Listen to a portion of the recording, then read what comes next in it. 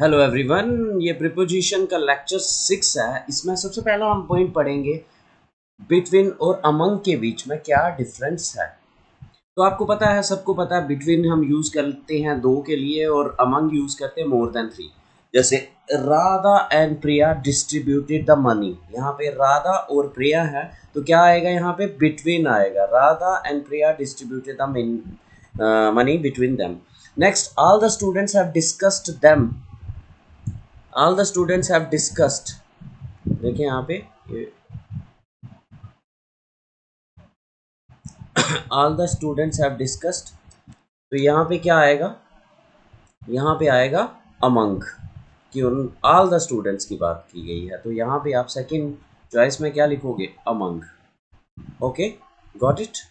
Next question आ जाता है कि there will be cricket, there will be a cricket match, there will be a cricket match dash India Pakistan Australia. Cricket match होगा इनके बीच में, तो क्या लिखोगे आप, इंडिया पाकिस्तान और ऑस्ट्रेलिया। आपको लग रहा है यहाँ पे 3 टीम्स है, लेकिन आपने कभी क्रिकेट मैच देखा तो होगा, तो वो तो हमेशा 2 टीमों के बीच में होता है।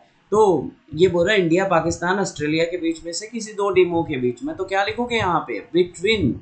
तो मतलब क्रिकेट मैच तो 2 के बीच में, उसने आगे लिखा हुआ है कंफ्यूजन के लिए आपको, लेकिन यहाँ पे लगाना है between. Mention the difference dash solid liquid and gas. यहाँ पे देखो डिफरेंस लिखा है और आगे दिए हैं 3 point, solid liquid and gas. Actually में डिफरेंस तो 2 चीजों के बीच में होता है, तो यहाँ पे भी आप लगाओगे बिटवीन। नेक्स्ट देखें, और हम देखते हैं आगे कहाँ पे यूज होता है, बिटवीन ईच और every singular countable noun and the coming next following coming. जैसे देखो बिटवीन कहाँ पे यूज होता है, बिटवीन लगाते हैं। उसके बाद क्या यूज करना है आपको, उसके बाद यूज करना है अगर आपके सेंटेंस में ईच एवरी लिखा हो, आपके सेंटेंस में ईच और एवरी लिखा हुआ नजर आए आपको, तो आपने, और उसके आगे क्या हो, सिंगुलर काउंटेबल नाउन और फिर एंड द करके नेक्स्ट फॉलोइंग कमिंग वगैरह लिखा हुआ, तो आपको ईच एवरी के आगे इस वे में सेंटेंस, जहाँ तो फिर बिटवीन के आगे प्लूरल काउंटेबल नाउन होना चाहिए।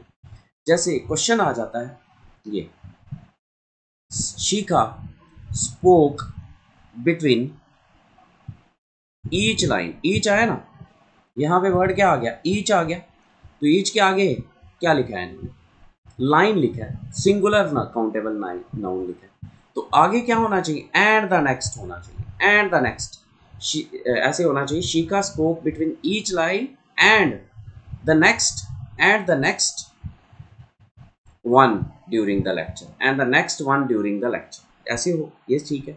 जस्ट बिटवीन के आगे क्या होना चाहिए, प्लूरल काउंटेबल नाउन, जहाँ होना चाहिए Shikha spoke between each, each को काट देना है और क्या लिख देना है, लाइंस।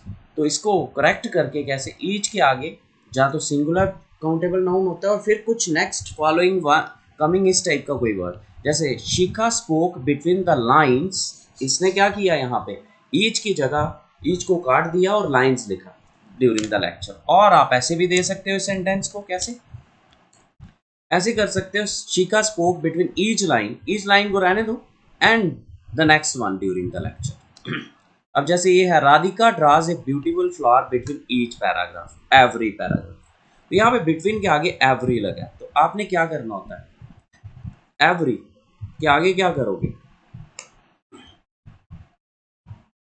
एवरी के आगे आप यूज करोगे every paragraph and the next one, and the next one, जहाँ एंड द कमिंग वन, इस टाइप का कुछ यूज करोगे, जहाँ एवरी को हटा दो और बिटवीन द पैराग्राफ्स करो। क्लियर हो गया। तो Radhika draws a beautiful flower between paragraphs, जहाँ Radhika draw a beautiful flower between every paragraph and the next one. Next, read between the lines, एक कंटिन्यू, ये एक फ्रेज आ जाती है, to understand the hidden meaning. तो कहीं पे रीड हो, बिटवीन हो और आगे लाइंस दिया हो, तो आपको याद रखना है द यूज होता है। नेक्स्ट आ जाता है अमंग, अमंगेस्ट, एमिड, एमिडेस्ट। ठीक है, अमंग जो है हमने पहले पढ़ लिया, 2 से ज़्यादा नाउन हो, ठीक है, 2 से ज़्यादा प्लूरल काउंटेबल नाउन्स के साथ यूज होता है। और एमिड कहाँ यूज होता है, एमिड भी यूज होता है, एमिड, एमिड भी ये अमंग यूज होता है विद प्लूरल काउंटेबल नाउन्स के साथ, और अमंगेस्ट भी यूज होता है प्लूरल काउंटेबल नाउन्स के साथ, लेकिन दोनों में फर्क है। नाउन की अगर इनिशियल कॉन्सोनेंट साउंड हो तो यूज करोगे आप अमंग, और अगर इनिशियल वॉवल साउंड हो तो यूज करोगे अमंगेस्ट।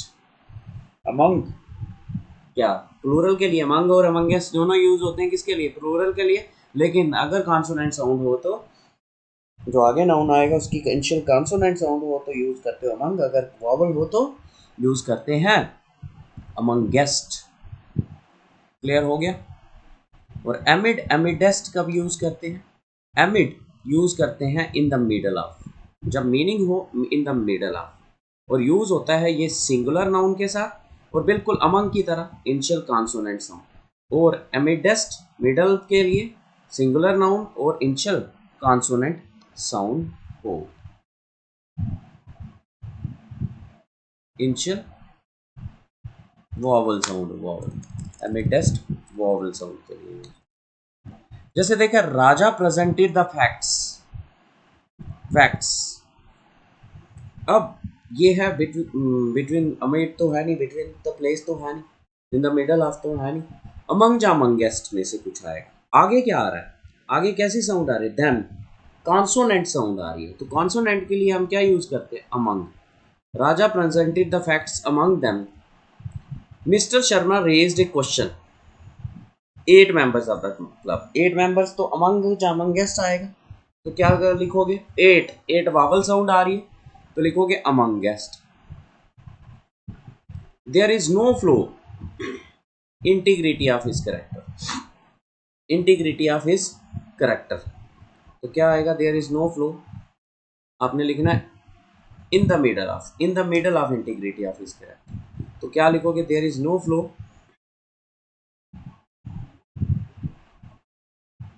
एमिडेस्ट, एमिडेस्ट।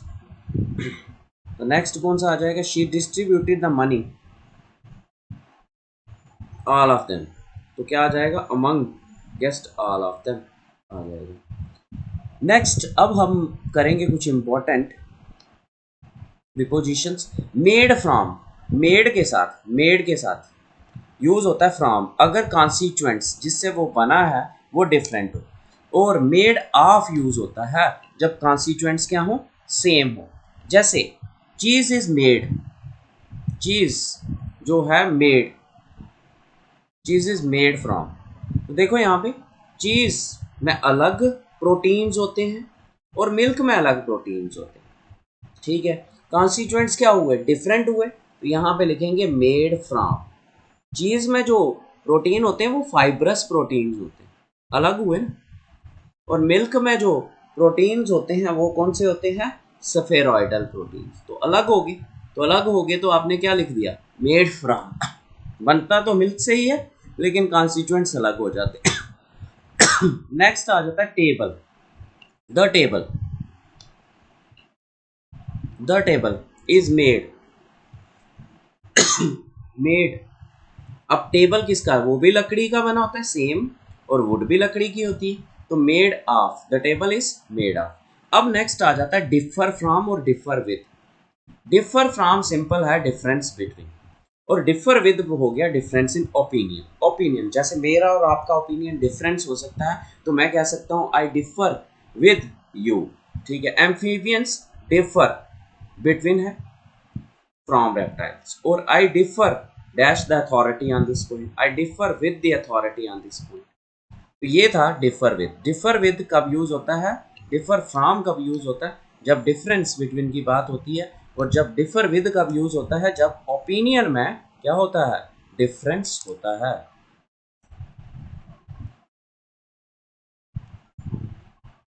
क्लियर हो गया? नेक्स्ट आ जाता है वेट फॉर, वेट फॉर और अवेट। वेट फॉर और अवेट इक्वल हैं, लेकिन वेट फॉर यूज होता है एक्टिव फॉर्म में, एक्टिव वॉइस में, और अवेट यूज होता है पैसिव। लेकिन ध्यान रहे अवेट के साथ कोई भी क्या नहीं आती है? प्रीपोजिशन यूज नहीं है आती है। तो वी आर वेटिंग, वेट के साथ क्या आता है?